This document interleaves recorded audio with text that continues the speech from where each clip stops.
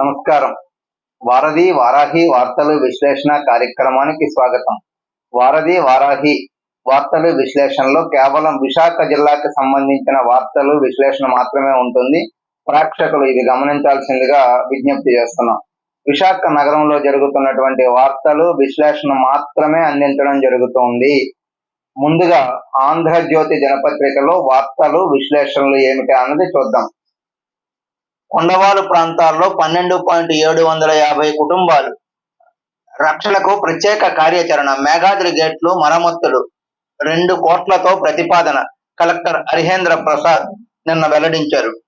నిన్న కలెక్టర్ హరిహేంద్ర ప్రసాద్ స్థానిక ఎమ్మెల్యే అంటే వెస్ట్ నియోజకవర్గ ఎమ్మెల్యేతో కలిసి మేఘాద్రి గడ్డ అక్కడటువంటి కొండవాలు ప్రాంతంలో విల్లు జారిపోయి ఉన్నటువంటి ప్రాంతాన్ని స్వయంగా వెళ్లి పరిశీలించిన అనంతరం అక్కడ ఆయన మీడియాతో మాట్లాడుతూ ఈ విషయాన్ని చెప్పడం జరిగింది.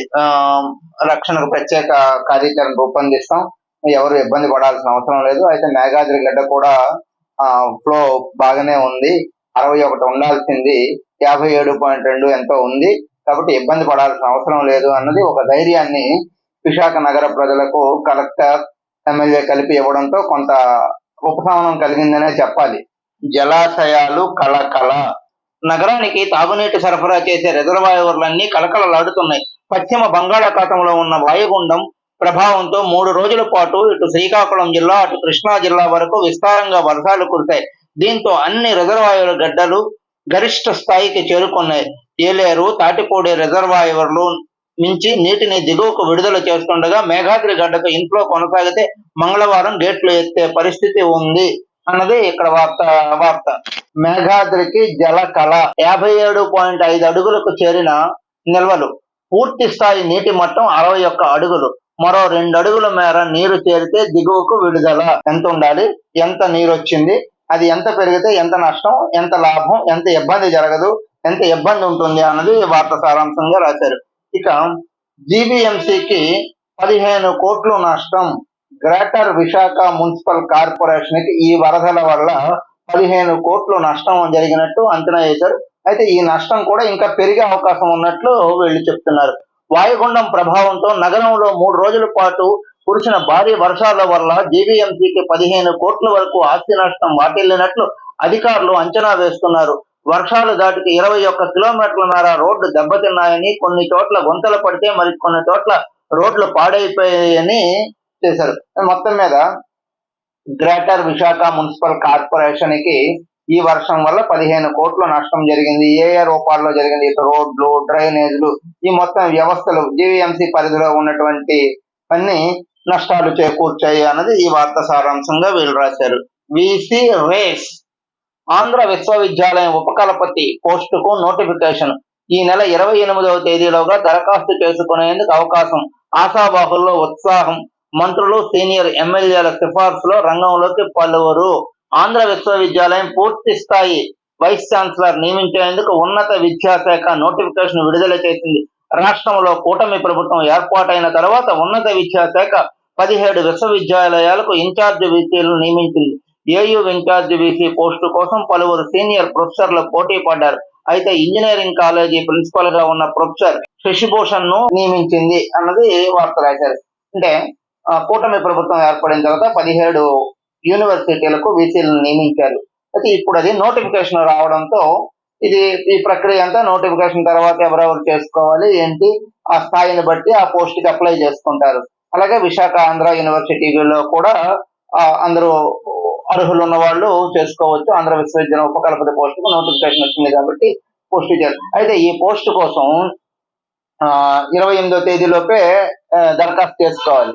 ఈ లోపల ఏం చేస్తున్నారు, చాలా మంది ఉపాధ్యాయులు, అధ్యాపకులు మంత్రులు సిఫార్సు చేయించుకోవడం, నాకు సీనియారిటీ ఉంది, నాకు ఇవ్వాలి, లేకపోతే నేను ఈ రంగంలో ఉత్తమంగా పనిచేశాను, అలాగే ఎమ్మెల్యేలు చుట్టూ తిరుగుతున్నారు అన్నది వార్త సారాంశంగా ఇక్కడ మనకు కనిపిస్తుంది.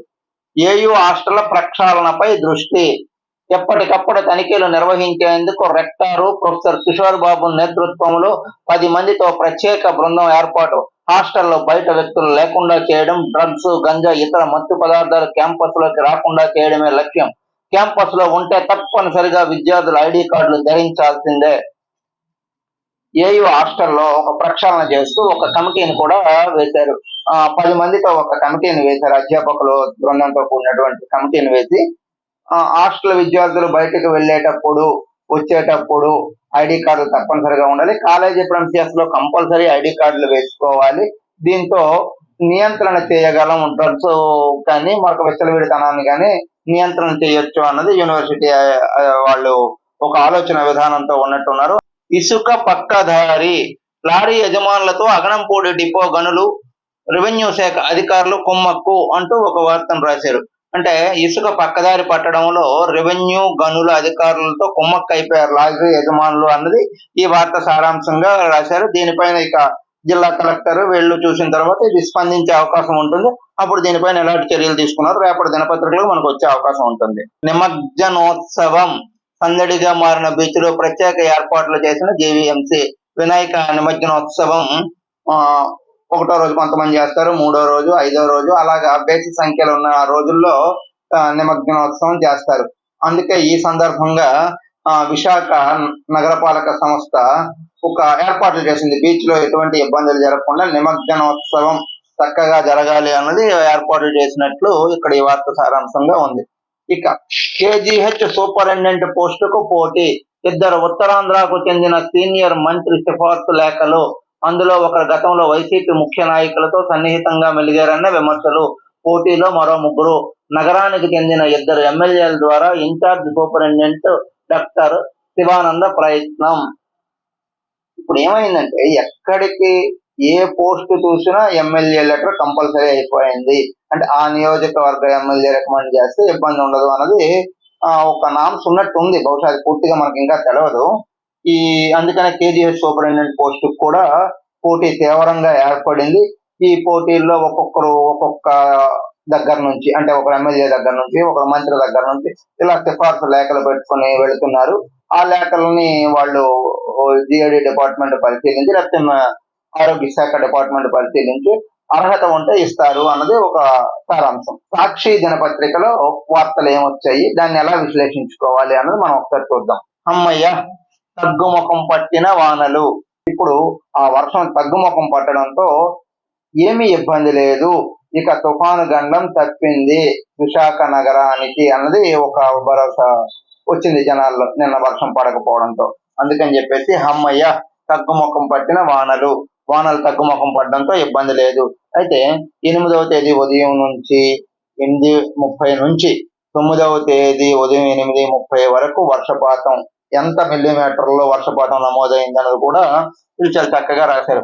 గోపాలపట్నంలో 79, అలాగే మదీనాబాగ్ లో 74, వేపగుంటలో 73, పెందుర్తిలో 72, అప్పన్నపాలెంలో ఇలా మొత్తం ఎక్కడెక్కడ ఎంత వర్షపాతం నమోదైంది అన్నది రాశారు. జీవీఎంసీకి రిజర్వాయర్ లో వచ్చినటువంటిది ఇది. పునరావాస కేంద్రాలకు ఎలా తరలించారు, జీవీఎంసీ పునరావాస కేంద్రాల్లో రామకృష్ణ నగర ప్రజలు ఉన్నటువంటి ఒక ఫోటో వేశారు. ఇక వర్షం పట్ల వాటిల్లిన జోన్లు, ధ్వంసమైన రహదారులు, ఇవన్నీ ఒక డినామినేషన్ వేస్తే ఇక్కడ సాక్షి పేపరు రాసుకొచ్చారు. ఇక వరద బాధితుల కోసం నిత్యావసర సరుకుల వాహనాన్ని ప్రారంభిస్తున్న కలెక్టర్ హరిహేంద్ర ప్రసాద్.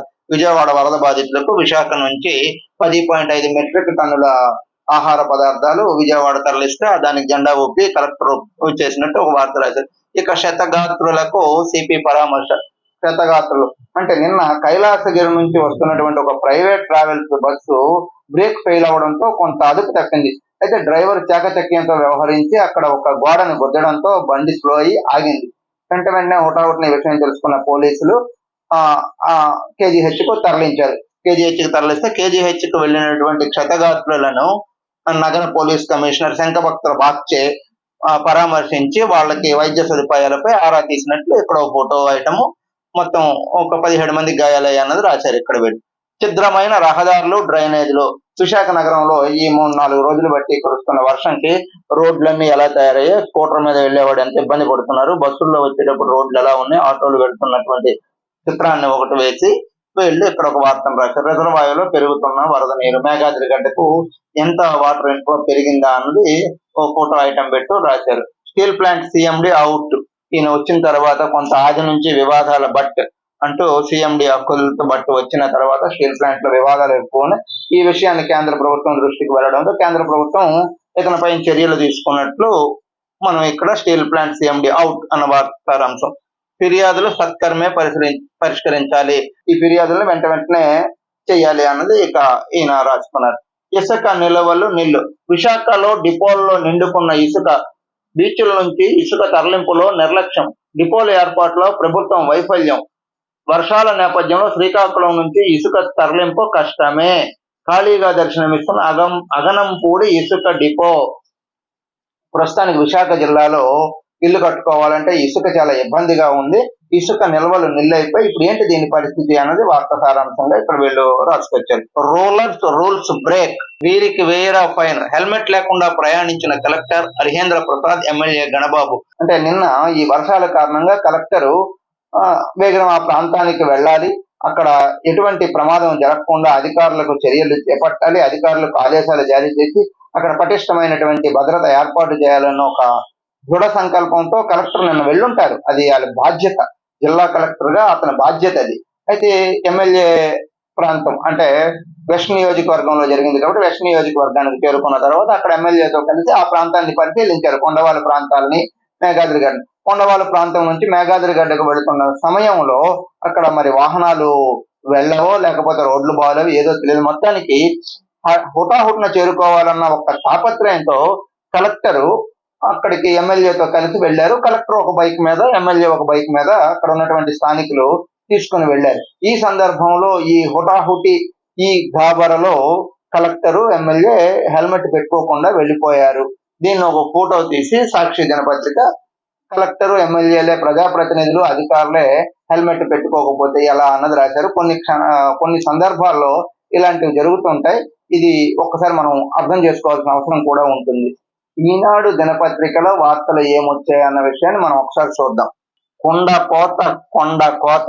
బంగాళాఖాతంలో ఏర్పడిన తీవ్ర వాయుగుండం ప్రభావంతో జిల్లా వ్యాప్తంగా భారీ వర్షాలు కురిశాయి. శనివారం సాయంత్రం నుంచి సోమవారం ఉదయం వరకు ఎడతెరిపి లేకుండా వర్షం కురిసింది. సోమవారం ఉదయం విశాఖకు 180 కిలోమీటర్ల దూరంలో తీవ్ర వాయుగుండం తీరం దాటింది అని మొత్తం మీద వీళ్ళు రాశారు. ఇక్కడ ఈ కొండవాళ్ళ ప్రాంతంలో ఆ ఇల్లు కింద ఉన్నటువంటి మట్టి ఎలా జరిపింది, ఏ క్షణానైనా ఈ మట్టి కోల్పోవచ్చు. ఇలాగే మనం తిన్నేటి పార్కుకు వెళుతున్న దారిలో కూడా సీతమ్మ కొండ దగ్గర ఈ రాళ్లు ఎలా పడ్డాయి, ఇవన్నిటికీ ఒక వార్తలు. కొండవాళ్ళు ప్రాంతాల్లో భయాందోళన, 9 రోజుల్లో 20 సెంటీమీటర్ల వర్షపాతం నమోదు అన్నది ఈ ఫోటోతో పాటు వీళ్ళు వేశారు. అంతా జలమయం, వరద తీవ్రతకు కొట్టుకుపోయిన నిర్మాణాలు, జగనన్న కాలనీల్లో నీట మునిగిన పునాదులు, ఇక్కడ ఇల్లు కడతారా అంటూ లబ్ధిదారులు ఆగ్రహం.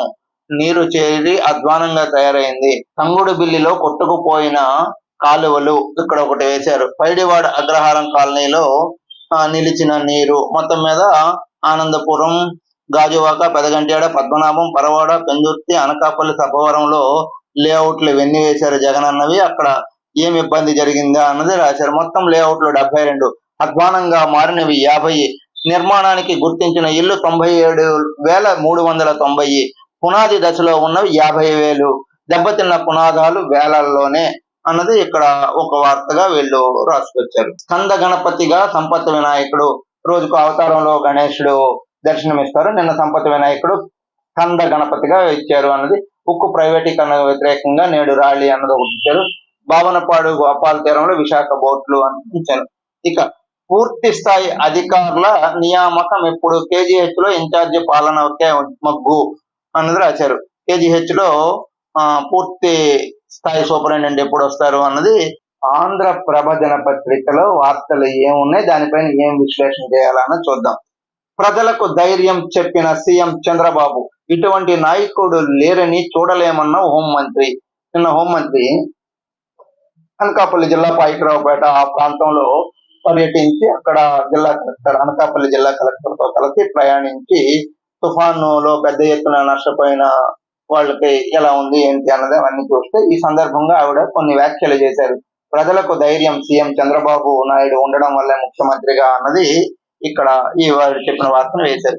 ఇక మన్యములో విలయ తాండవం, జీకే వీధిలో విరిగిపడిన కొండ చర్యలు, అర్ధరాత్రి బీభత్సం, కొట్టుకుపోయిన 4 గ్రామస్తులు, 1 మృతి, 3కి గాయాలు, సహాయక చర్యలు, వర్షం ఆటంకము, ప్రమాదకరమైన వాగు మొండిగడ్డ, గర్భిణీలకు పొరిటి నొప్పులు, రెండు వైపులా తాడు కట్టి వాగు అటకాయించిన గ్రామస్తులు, ఎటు చూసిన నిండు కుండల జలాశయాలు అన్నది ఇక్కడ రాశారు. చూశారు కదా, ఇక్కడ ఒక ఫోటో వేశారు. ఈ వార్తని వీళ్ళు మెయిన్ పేజీలో రాసుకున్నారు.